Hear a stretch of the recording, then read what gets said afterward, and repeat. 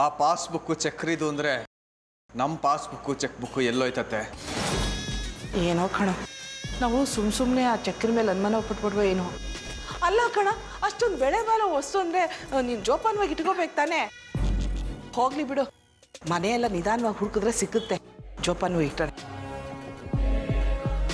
ಅದೇನು ಮಾಡ್ತೀವೋ ಮಾಡು, ಇಡೀ ಮನೆ ಕಿತ್ತಾಕಿದ್ರೂ ಪರವಾಗಿಲ್ಲ. ನಾನು ಜಾಸ್ಮಿನ್ ಜೊತೆ ಹೋಗಿ ವಾಪಸ್ ಬರೋ ಅಷ್ಟರಲ್ಲಿ ಆ ಪಾಸ್ಬುಕ್ಕು ಚೆಕ್ ಬುಕ್ಕು ನನ್ನ ಕೈಲಿ ಇರಬೇಕು. ಸರಿ ಕಣೋ, ಅದನ್ನೆಲ್ಲ ನಾನು ನೋಡ್ಕೋತೀನಿ, ನೀನು ನೋಡ್ಬಿಟ್ಟು ಬಾ. Dad, I am ready. ಹೋಗೋಣವಾ? ಹೋಗೋಣ.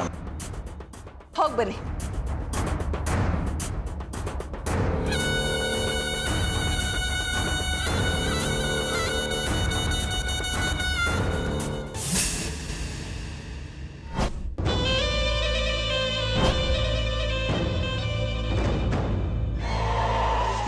ಸರ್ ನಮಸ್ತೆ. ನಮಸ್ಕಾರ. ಏನ್ರಿ ಬಂದು ತುಂಬ ಹೊತ್ತಾಯ್ತಾ?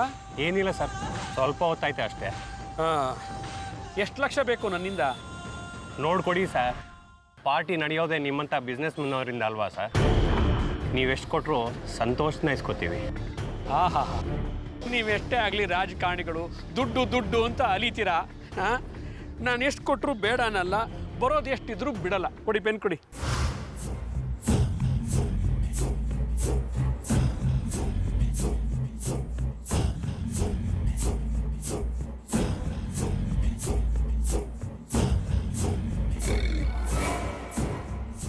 ತಗೊಳ್ಳಿ ಸರ್, ಹಾಂ, ಇನ್ನು ಸ್ವಲ್ಪ ಕೊಟ್ಟಿದ್ರೆ ಚೆನ್ನಾಗಿತ್ತು.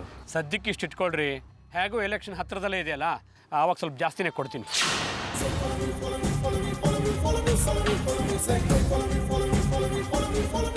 ಚಕ್ರಿ, ನಂಗೆ ಇವತ್ತು ಎಷ್ಟು ಖುಷಿ ಆಗ್ತಾ ಇದೆ ಗೊತ್ತಾ? ಡ್ಯಾಡ್ ನನಗೆ ನೆಕ್ಲೆಸ್ಸು, ಡ್ರೆಸ್ಸು, ಇನ್ನೂ ಏನೇನೋ ಕೊಡ್ಸಿದ್ರು.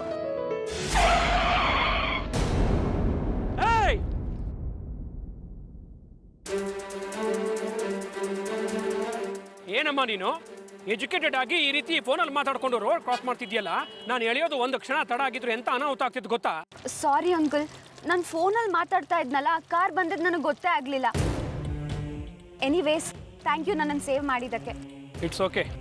ಮತ್ತೆ ಯಾವತ್ತೂ ಈ ರೀತಿ ಫೋನಲ್ಲಿ ಮಾತಾಡ್ಕೊಂಡು ರೋಡ್ ಕ್ರಾಸ್ ಮಾಡೋಕ್ಕೆ ಹೋಗ್ಬೇಡ. ಓಕೆ ಅಂಕಲ್, ನೆಕ್ಸ್ಟ್ ಟೈಮ್ ಹೀಗೆಲ್ಲ ಮಾಡಲ್ಲ. ಬರ್ತೀನಿ. ಹೋಗ್ಬಮ್ಮ, ದೇವ್ರು ಒಳ್ಳೇದು ಮಾಡಲಿ. ಹುಷಾರು.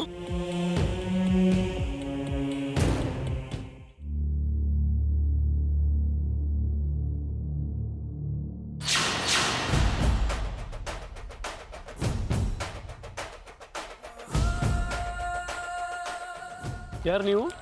ಥ್ಯಾಂಕ್ಸ್, ನನ್ನ ಮಗಳ ಪ್ರಾಣ ಕಾಪಾಡಿದ್ದಕ್ಕೆ. It's okay.